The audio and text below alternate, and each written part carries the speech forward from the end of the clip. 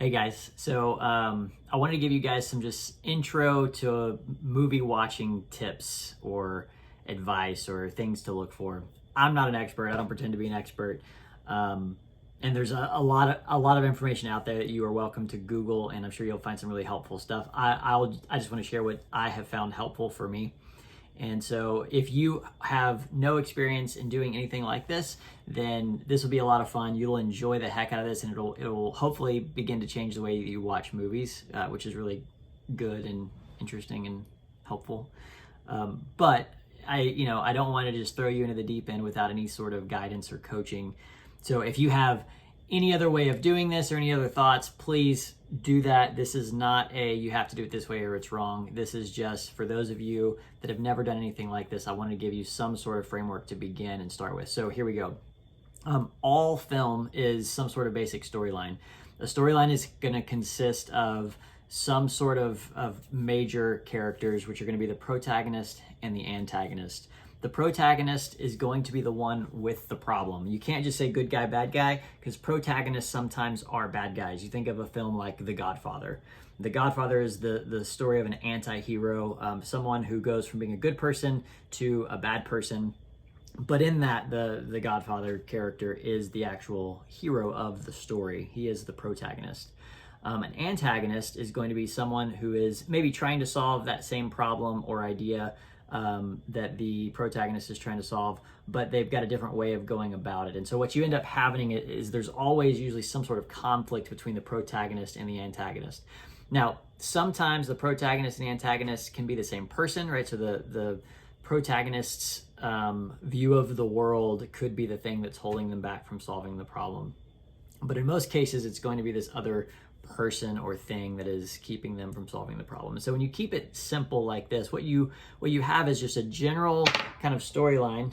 You gotta have a general storyline that will look something like this. You'll have a setting, and the setting is going to give you all of the pieces for the puzzle. So if you think of this film like Star Wars, the opening few scenes, you get the scrolling kind of, hey, let me catch you up on what's going on. And then you get, talking about the very first Star Wars, A New Hope, you get the ship that comes through, and then you zoom in and you see kind of what's going on, and the story kind of begins. The setting is going to introduce to you the main characters, is going to introduce to you the problem in the story that's trying to be overcome by the protagonist, and anything else that you kind of need to know that's going to kind of help set the scene.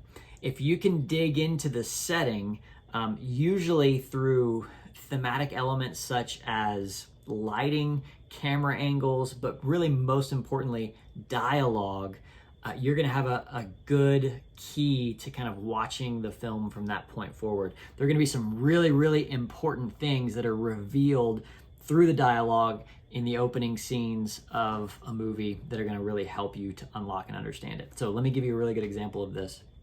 One of the earliest scenes you get in The Godfather, if you've never seen the movie, it's okay. You have this big wedding, and at this wedding, you see, I can't even remember the main character's name. Great. The main character, he's sitting at a table with his, at the time, girlfriend or fiance, and he says this, "I'm not my father."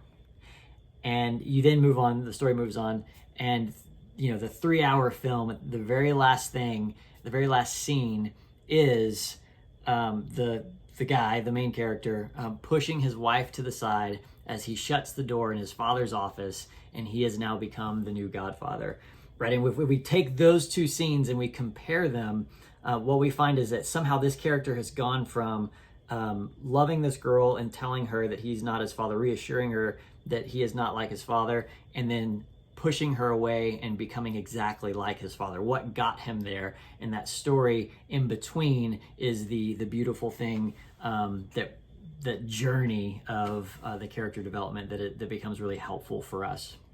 Okay, so with that, once you have your setting, you're going to have some sort of what's the word, tension or conflict that's introduced early on in that setting or shortly after that setting. If you can understand what the conflict is or the tension, you'll know the main character's problem. How the main character decides to overcome that tension or conflict is generally going to, change the way that the story goes. And so you have what's called the rising action, where the character is trying to solve the problem, but things just get worse and muddled up even more than they were before. And then you have the climax of the story where it seems like, oh my gosh, what's going to happen? This character cannot solve this problem. I think they're going to die. And then you have the resolution or the falling action. So those are some, I don't know, some pieces that might be helpful for you. The way that filmmakers are going to go about telling that story is going to vary, or giving you those pieces is going to vary, and it will become helpful in kind of seeing, okay, what are they doing and why are they doing it?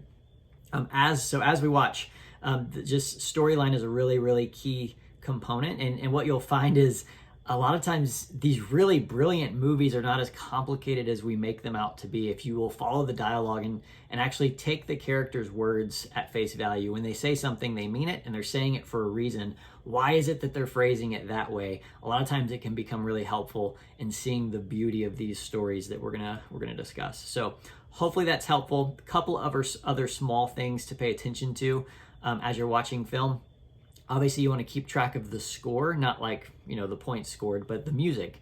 Pay attention to the music. The music will be helpful in kind of feeling what the filmmaker wants you to feel. Lighting as well. What does the filmmaker want you to feel about this scene? Is it dark? Is it bright? Does it go from dark to bright?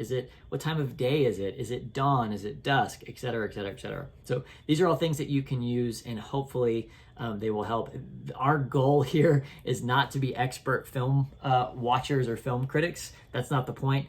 But I want to give you a few tools so that as you're watching this, you can be kind of prepared for, wait, what exactly am I supposed to be watching?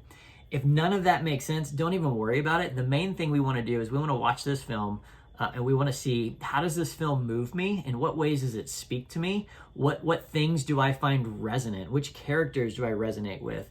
And why? Why do I think that is? These are the things that I really want us to discuss and get into. I've got some really beautiful and moving films picked out.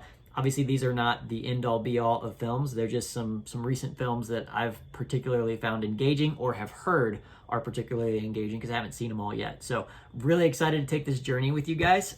Thanks for signing up. If you have any questions, always feel free to email me or shoot me a text message. I am just a text away. Talk to you guys later, and we will see you Thursday at 8 p.m. Looking forward to it. Enjoy the movie.